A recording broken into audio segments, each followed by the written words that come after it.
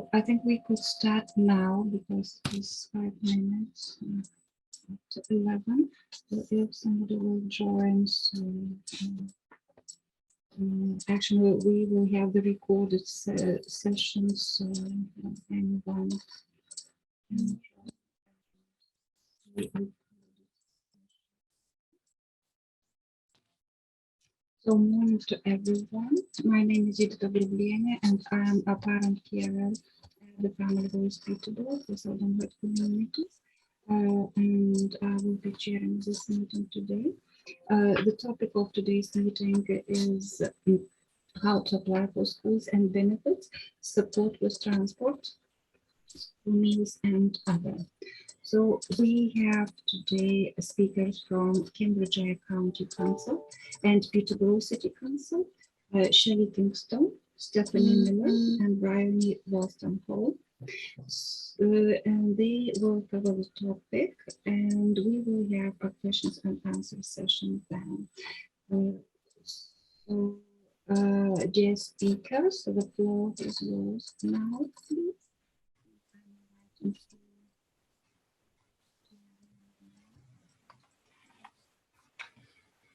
I don't know if you can hear me, Judita, but I've lost sound with you. I can't hear you. Is anybody can hear me? Oh, I can hear you now. I can hear you now. Okay. So I just introduced myself. Okay. Yeah, and I introduced the topic of the session, and I asked also the speakers to start the session. Okay. I think from the agenda it was me going first. Was that right? Or is there any particular order? Doesn't matter. No, it doesn't matter. As I told on previous email, yeah, you can just start, or you or anyone from the team. Okay. Thank you. Well, thank you, Judita. I can see some names on the screen that I recognise, so, and a couple that I don't. So I kind of feel like I need to apologise if I'm giving a presentation to those that know the admissions process well. Okay, I'll share my screen if that's okay, and then yes, please. We can go from there. Okay.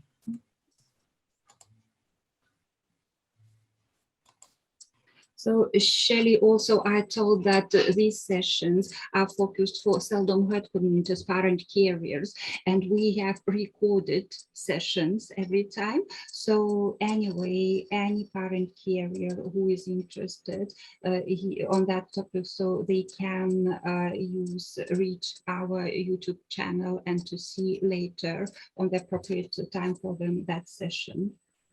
Okay, so I'll just give you an overview of school admissions for Peterborough and Cambridgeshire. And there are some website links in my slides. So if people would like to find out more, then there are those links. And I'll happily share these with you if that helps, Judita. Yes, thank you very much. Okay. So, okay, so thank you. So school admissions for Cambridgeshire and Peterborough.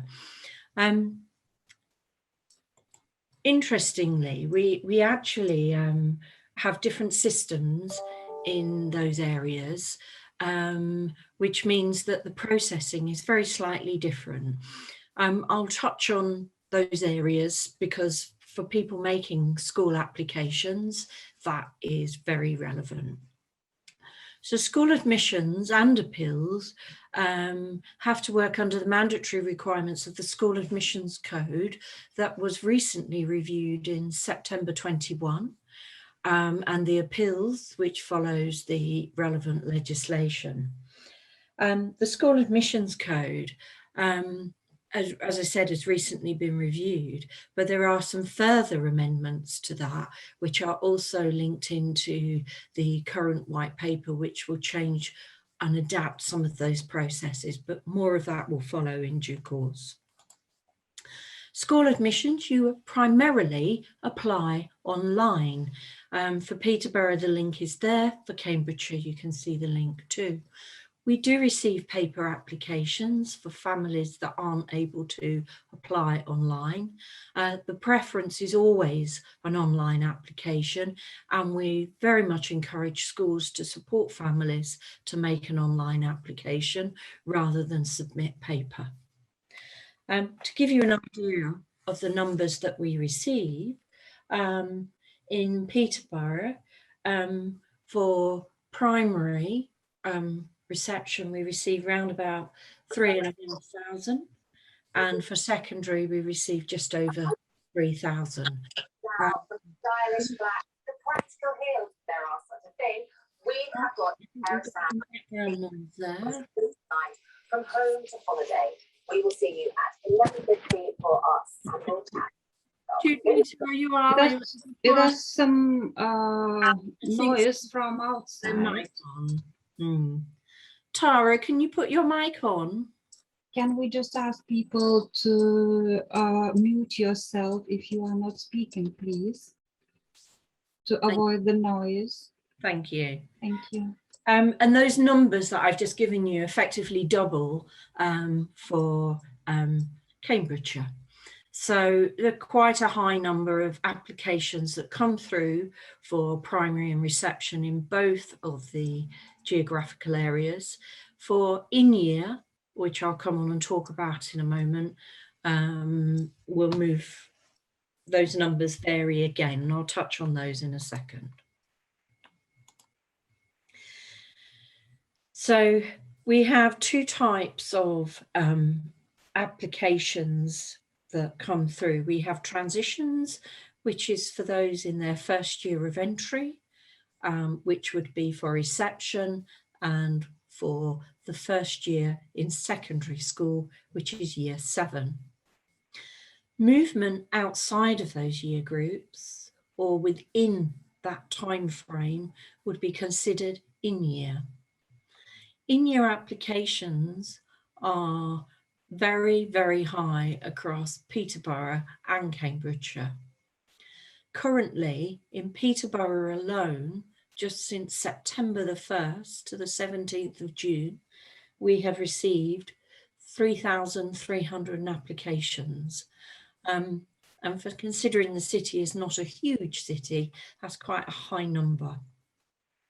For Cambridgeshire, we're almost around 4,500, of which near to 1,000 of those arrive from May to July this year. So there's a very key periods within admissions, and you can understand from those numbers that it's a very, very busy team. Not a big team, but the sheer movement and churn of applications is very high. These are some key dates because I've talked about the numbers of applications that come through, and these dates are key to transitions for primary and secondary.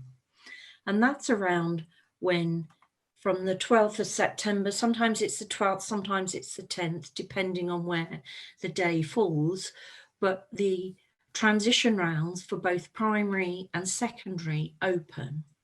The closing date for secondary is the 31st of October for the first round, and the closing date for primary in the first round is the 15th of January. We received the vast majority of applications in that first round, and we are very keen to encourage people who need to make an application for their child starting school in reception or moving up to year 7 in secondary, apply in the first round. That is really important to ensure that you are more likely, there's no guarantee, but you are more likely to receive an offer for one of your preferences. When you make a school application, you are asked to identify 3 preferences. We really encourage you to identify your school catchment, and we also ask you to use all 3 preferences. That's because If you don't put 3 preferences, we are likely to identify a school for you that you may not have ordinarily chosen. And that's because we have to select the next nearest available with school places if you haven't already chosen your catchment school. Okay. So in year for Cambridgeshire, so that's when you want to make an application for any time other than the starting of school at a year of entry. In Cambridgeshire, we do those by date order. So as we receive them, we process them according to the date that we are, to the date that's been received. Usually, today is the 21st, and we're currently processing those on the 15th and 16th of June. In Peterborough, we run 2-week cycles, and that's because we use a different system. You can see here, I've given you an example of some of the dates. We have the 20th of June, which means on Monday this week, we are allocating this week for Peterborough. Those applications that were received up to the 17th of June have all been processed, and offer letters will be sent out to parents no later than the 24th of June, which is Friday. And you can see that we run till the end of the school term, and then we start again on the 5th of September. Some of the difficulties and challenges that happen with in-year and transitions, in particular here transitions. For Cambridgeshire, we need you to provide a proof of address if you're not already on our system or if you've moved. In Peterborough, we ask you to provide that when you take up your school place.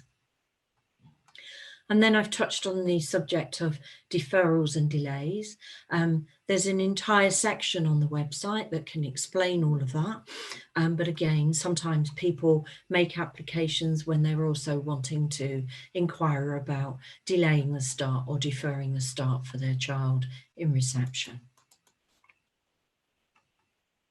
And we often have lots of issues where children whose parents may be separated and their time is divided between 2 addresses, and it's who has the preference, who identifies those preferences, can sometimes cause an issue.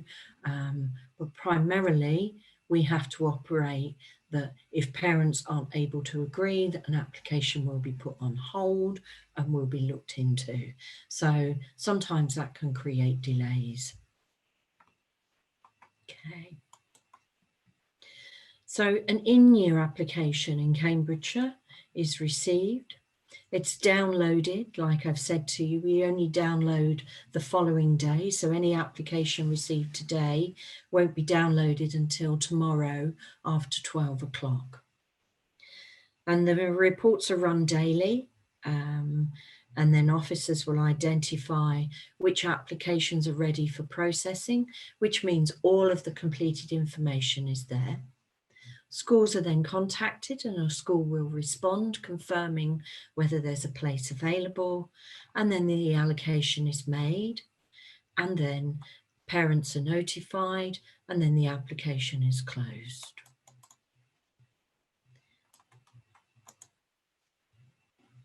In Peterborough, the process is a little more straightforward. Applications are received online, they're downloaded. An officer checks all the information to make sure we have everything required. Schools are given a time to double check, and they're only given a number of hours, they're not given days, and then we allocate.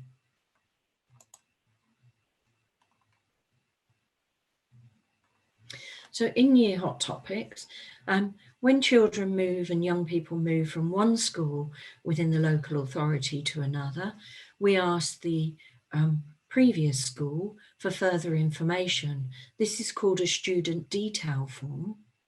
We ask the parents to complete this in Cambridgeshire because it's part of the application process.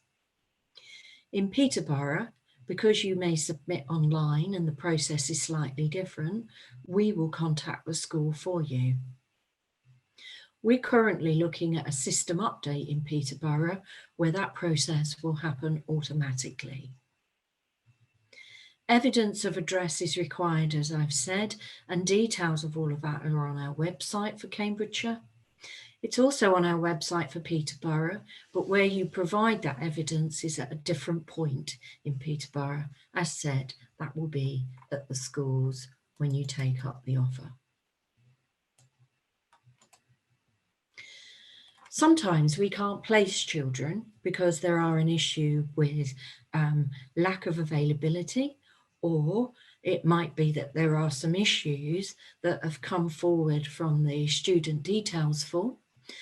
And if they meet a criteria which is known as fair access, they may be referred to the fair access panel. And that fair access panel will then consider the information and look at which school is due to take a child that has not been able to be placed through the normal admission process. And this is part of the fair access process. You can look at the further details and the link is there on the slide.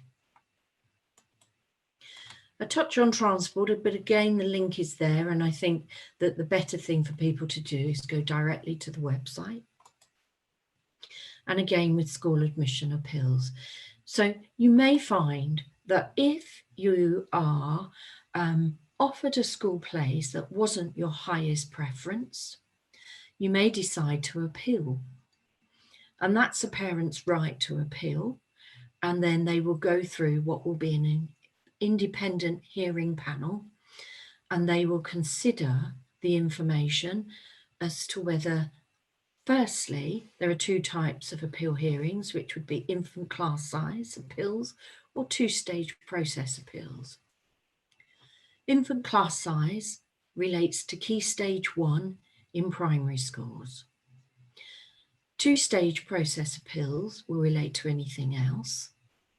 And that means that first of all, the panel will consider whether there have been any errors, and then also what other information the parent may supply.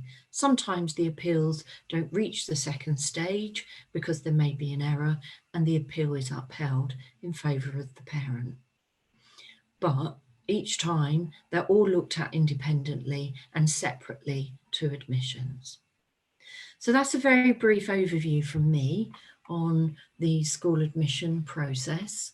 And as I said, I'll happily share those slides. Thank you. Thank you very much, Shelley.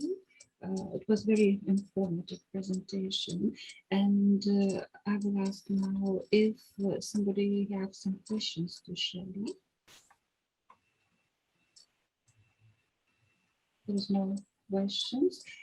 So yeah, Shelley, thank you very much. If you could share the slides with us, so I would be happy to share also with the parent carriers who probably would like to have it, and those who couldn't attend this session today. So thank you, Shelley, very much.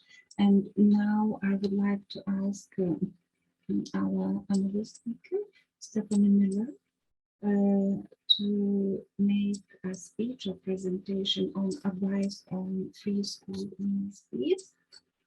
Thank you.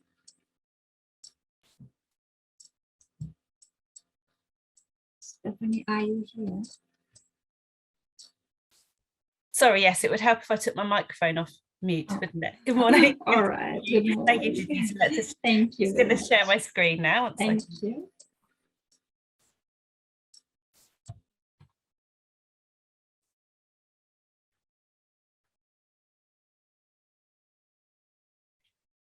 Hopefully you should be able to see my presentation. Please shout if you cannot. So thank you for inviting me to come and talk to you about free school meals. I'm here with my colleague Dawn, who will be able to answer any questions that might crop up at the end of the presentation about free school meals. So we are the Education Welfare Benefits team. We're actually based in Cambridgeshire. However, we look after the free school meal application process for both Cambridgeshire and Peterborough schools. I've just included our web link there, which is cambridgeshire.gov.uk/free school meals. So we often get asked why families should apply for free school meals. Well, the benefits may seem quite obvious. However, there are some also extra benefits currently, which families might not know about. So if you're successful in applying for free school meals, your child will receive a 2-course lunch every day at school. And it saves families, I think, somewhere in the region of about £450 if they were to pay for that school meal or maybe make their own packed lunch. So that's per year. Also, if you're eligible for free school meals, your child will also receive, your child's school will receive additional funding called pupil premium funding, which will help support your child's learning and development whilst they're at the school. Now, a primary school will receive £1,345 each year, and a secondary school will receive £985 each year for every eligible free school meal pupil. Also, currently, there are some additional schemes in place to help support families who are eligible for free school meals. The first is called the Holiday Voucher Scheme, which is funded via what's called the Household Support Grant. So this is government funding, which is to help support families with the increased living costs during the holiday period. So families will receive a supermarket food voucher, which for every holiday period until, at the moment, February 2023. And finally, there is the Holiday Activities and Food Programme, which is in place across Peterborough City Council and Cambridgeshire County Council. And it gives eligible children access to holiday scheme activities, which are centred around outdoor pursuits and food and things like that during the main school holidays. So that's during the summer holidays, Christmas holidays and the Easter holidays. So those are just some of the benefits for being in receipt of free school meals. So who is eligible for free school meals? The children are eligible for the income-related free school meals if their parent receives or carer receives one of the following benefits. So that's income support, income-based job seekers allowance, income-related employment and support allowance, child tax credit, but with no element of working tax credit, and with a maximum income of £16,190 per annum. And also, if you're supported under Part 6 of the Immigration and Asylum Act, a guaranteed element of the state pension credit, working tax credit if you're in that 4-week period immediately after your employment has ceased or your hours have been reduced. And also, finally, universal credit with a net annual income of no more than £7,400 per year. As aside from income-related free school meals, all children in Key Stage 1 currently receive free school meals as a part of a government scheme. This is known as universal free school meals. So we often get asked by families, what is the point, or why should I apply for income-related free school meals if my child is already receiving a meal at school in reception year 1 and year 2? Now, we do recommend all families, all eligible families, to apply for the income-related free school meals, and that ensures that your child will continue to receive that school meal in years 3, 4, 5 and 6 when they leave Key Stage 1, and also it guarantees that your school will also receive that additional income that I mentioned earlier, the pupil premium funding. If you don't apply for the income-related free school meals, then your school will not receive that funding. A recent change to policy is that families who would not normally have recourse to public funds are now being supported by the government and ensuring that their children are eligible for free school meals. There's certain criteria of family who are now eligible, and these include, but not limited to, Zambrano carers, Chen carers, families with leave to remain under Article 8 of the European Court of Human Rights, families holding a British national overseas passport, families with visas such as spousal visas, work visas and student visas, and also families who have no current immigration status. All these families can apply for free school meals. Some categories have maximum income limits which apply. However, we can apply using a paper-based application. Therefore, if you have a family or you are a family who feel you might be eligible on this basis, you can contact the Education Welfare Benefits team and we can send you a copy of the application form to apply. So how do I apply for free school meals? So the quickest way to apply for your free school meals for your child is to apply online at cambridgeshire.gov.uk/free school meals. This is a very quick application process. There's no need to register for an account. You can just apply and you get an instant response as to whether or not you're eligible. We then get applications fully processed and your school notified within 3 working days. And we also do have paper applications for those families who aren't able to access the internet or are unable to complete the online form. What information is needed to apply? We just need some very basic information, and that is a parent or carer's legal name, their date of birth, and their national insurance number or their asylum seeker reference number if they have one, and their address. We also need your child's legal name, date of birth, school name, and address. And here are some of the frequently asked questions we get about free school meal eligibility. How do we check that you're eligible? Well, what we do is we collect this information on the online form, and then we securely check this information against the government's benefits database. So this is the information which is held by the DWP.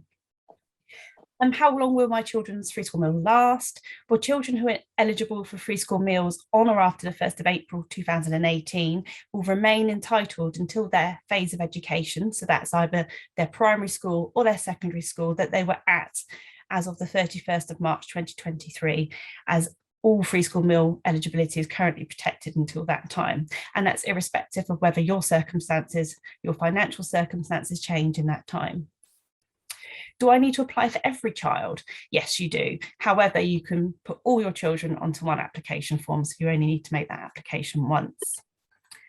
And if you've previously applied and were unsuccessful, do you need to apply again? Well, if you've applied online using our form, then there's no need to apply again. We will automatically recheck your eligibility using the details you've already provided us with.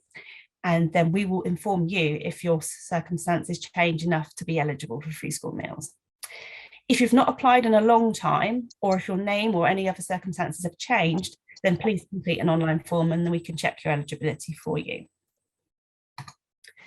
And finally, here's just our contact details. So for information about the free school meal process and to apply, you go to www.cambridgeshire.gov.uk/free school meals. Our team, our Education Welfare Benefits team, can be contacted at ewb.fsm@cambridgeshire.gov.uk, and our telephone number is 01223 703 200. Everything from me. If there are any questions, Thank you very much. Brilliant. Thank you, Stephanie. Have we any questions to Stephanie regarding the school meal?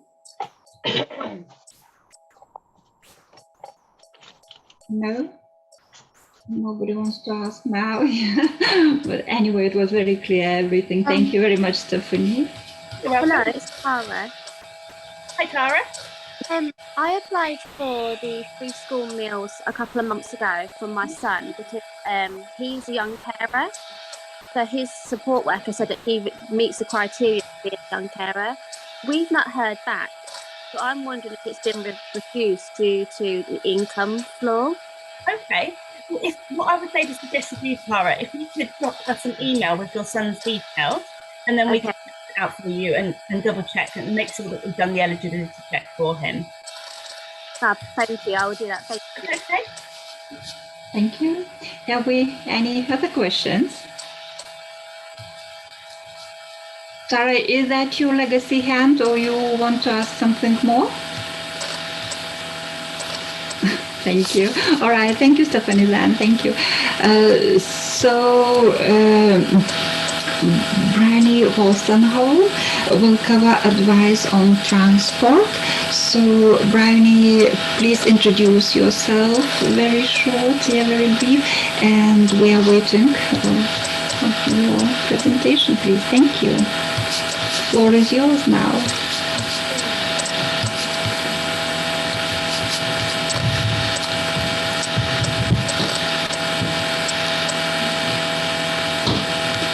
Bryony, it's very, very hard to hear you, or is it just me?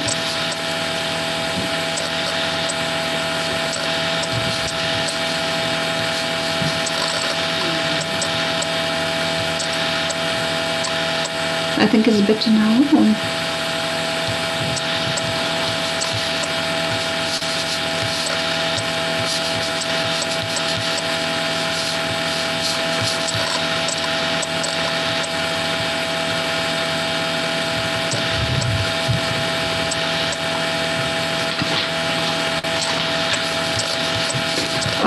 Brani says in the chat that she's getting very loud noise.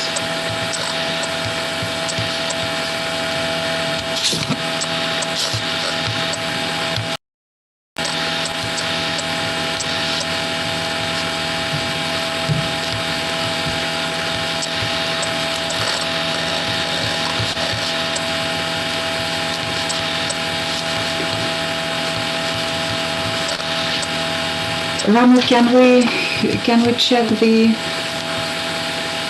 check the sound now?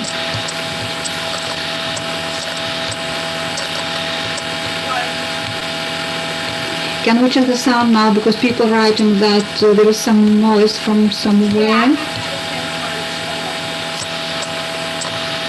That's very interesting.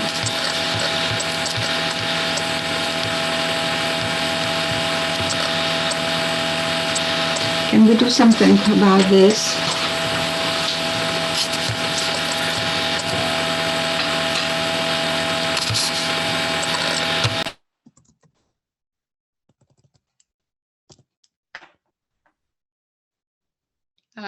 There we go. Can you hear me?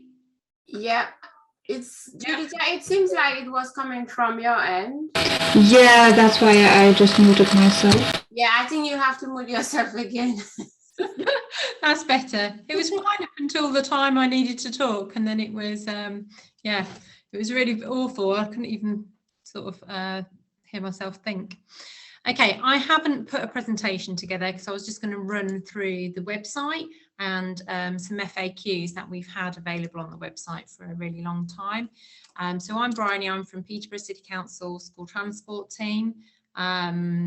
It's very clear we are Peterborough City Council, not Cambridgeshire, and I think the process is very different in Cambridgeshire in that what is the statutory assessment and monitoring team actually evaluate the need for transport, whereas our expectation is that parents apply for transport, and I'm going to show you all the information in relation to education transport on the website, where to apply for that, and just go through the frequently asked questions as well. So I'll share my screen.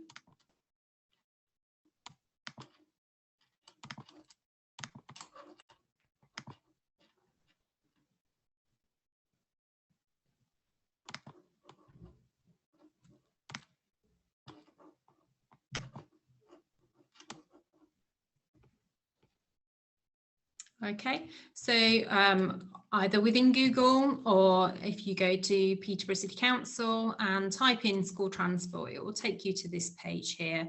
It talks about the introduction of who will be eligible for transport.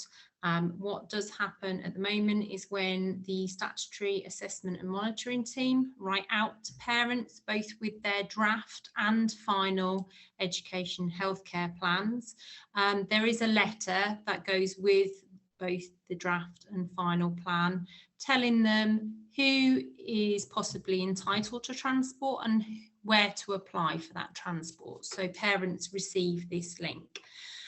So in here you will find information for both mainstream and children with special educational needs. It relates to the primary school pupils and secondary age pupils and post-16. It also talks about those with education healthcare plans and how to apply. The button here of apply for school transport will take you directly to a school transport application form,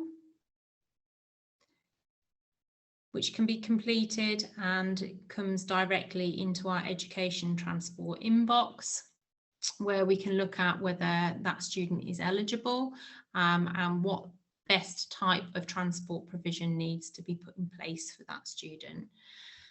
We do look at the mileages, so we will look at the mileage from the home address to the school. We look whether the choice of school is a parental preference. So within section I, if a mainstream primary or secondary provision is stated on there, but then the school name named in section I is actually a parental preference, so it's not the nearest or catchment school, we will look at that. And obviously if a nearer school was able to meet the need when the statutory assessment and monitoring team did the initial consultation, we would be looking at not providing transport for that student, and we will write to them, to the parent, to advise that they're not eligible, unfortunately, for transport assistance, and obviously give them the reasons as to why. There is obviously an appeals process. It's a two-stage appeal process with a senior transport officer, which is usually myself, conducting the stage 1 review. And if a parent is still not happy, they're able to go to stage 2. Which is an independent panel that would be able to look into the transport and why transport assistance hasn't been offered.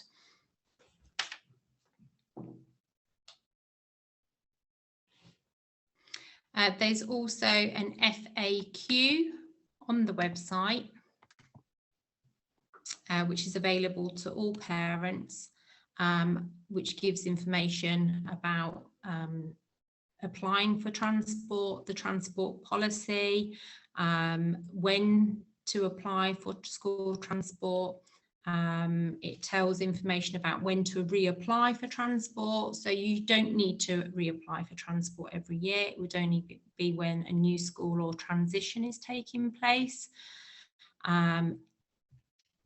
It tells you about the lead-up time for when transport arrangements are put in place. Usually we need 15 working days to put any transport in place. However, we do ask that parents apply in good time, ready for September. So at the moment, the applications that we are receiving in June, July are ready for September. And usually you would hear back within 2 weeks as to whether you've been successful or not on a school transport application. There are also information on there about how to contact the transport team. We are looking at the IT systems we currently use, and there is work ongoing with Family Voice to improve processes and the application. Any questions? Have we any questions to Brian, please? All right.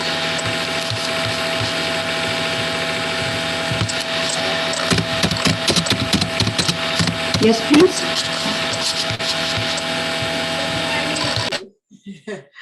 Okay, right.